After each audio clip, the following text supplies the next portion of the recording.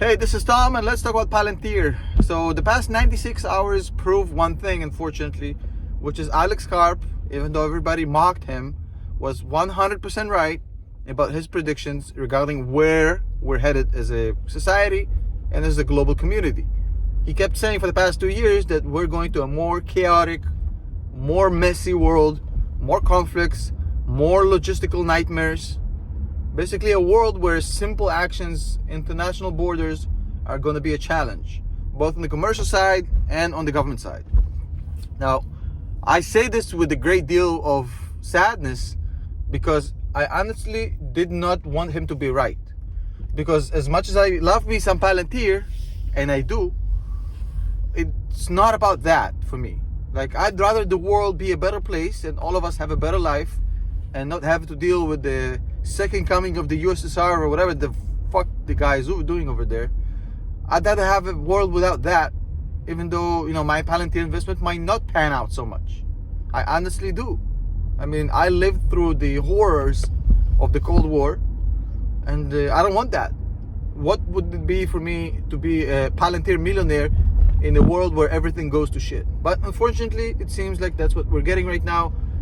Russia's Ukrainian actions are just the beginning of what seems to be a new world order, where Russia and China, Iran, potentially Syria, although Syria and Belarus are not really independent countries anymore, they just annexed to Russia.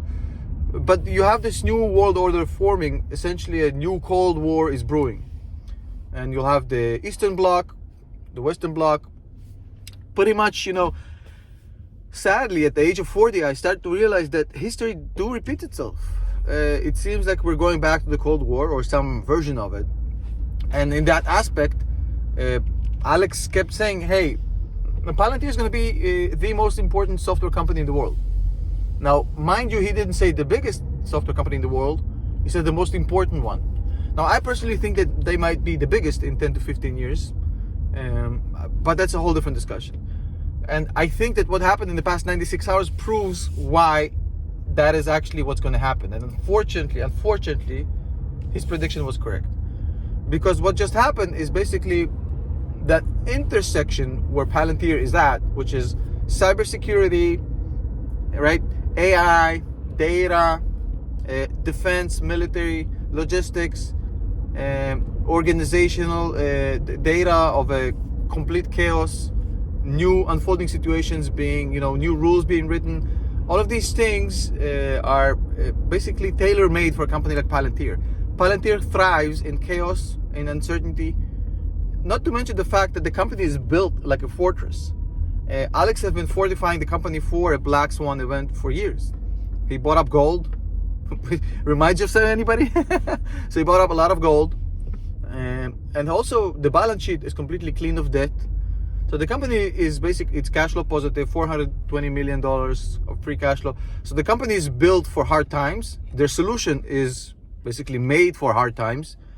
And the main challenge that they had, and I mentioned this in my previous videos, is that their total addressable market outside the US was very limited because nobody liked them in Europe. Europe has become this pacifist, basically liberalistic, we don't want war kind of continent. And that's fine.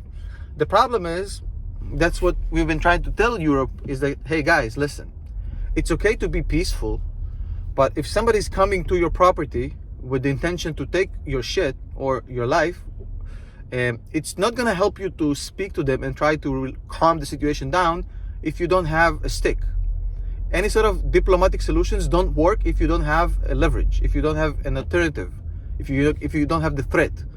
And I just spat on my screen again. Why every video I make I spit on my screen at least once?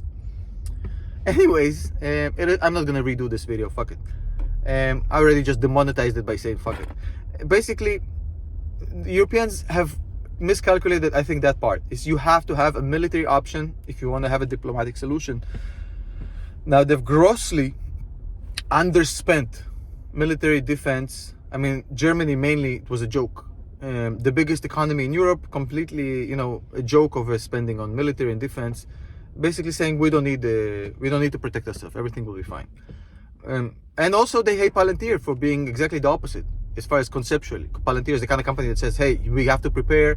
If Palantir and Europe are two neighbors living next to each other, Europe is that neighbor that says, yeah, everything will be okay, and Palantir is the neighbor that's building a bunker, stocking up on tinfoil cans of food and water supply, builds themselves a tunnel, buys a shitload of guns. So one is a preparer and the other one is just a relaxed kind of normal human being.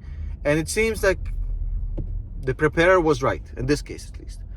So Europe will now basically have to open itself and basically say, well, okay, Palantir is not as bad as we thought, plus we need you right now. So Europe and Germany is just the beginning. Germany just on Friday said that they're going to spend $100 billion, $100 billion, sorry, 100 billion euros, that's about $112 billion on military spending this year.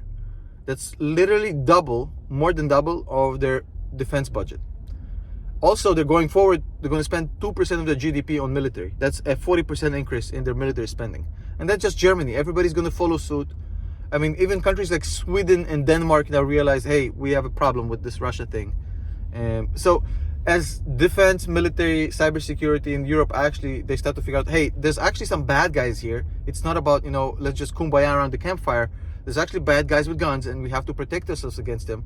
Palantir's total addressable market, both on the government and the commercial side, is going to increase exponentially in Europe, where I think their biggest weakness was.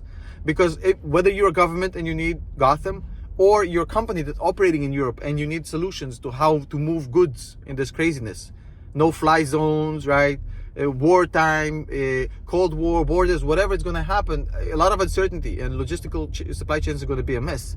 So I think Palantir, I don't know what happens with the stock price in the next year, and I neither know or care. But if I look at the next decade, I think Palantir is definitely shaping up to be one of the most important software solutions on the planet. I mean, it's a no-brainer. So kudos for Alex Karp for predicting this. I was hoping that he's wrong, because I'd rather my Palantir investment go to shit than to live in a world that's chaotic. But, the world and our parents is two things we don't choose. We get the parents that we get the world that we get. Even some might say the people are now getting what they deserve. I don't subscribe to that point of view, but it's going to be really challenging for the next decade. Let's see what happens. But in any case, I think, that's kind of my theory, and you may disagree, and that's okay, and you don't need to buy Palantir stock. But that's my theory why I think Palantir just, over the past 96 hours, doubled their rest of the world TAM, government and commercial. And I think certain institutionals will try to play that down so they can load up on Palantir.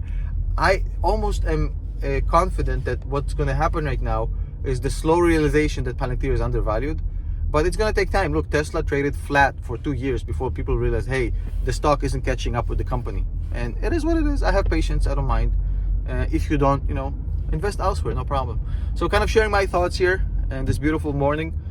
I'm safe, by the way, for those who ask for my well-being. We're safe. Everything is fine.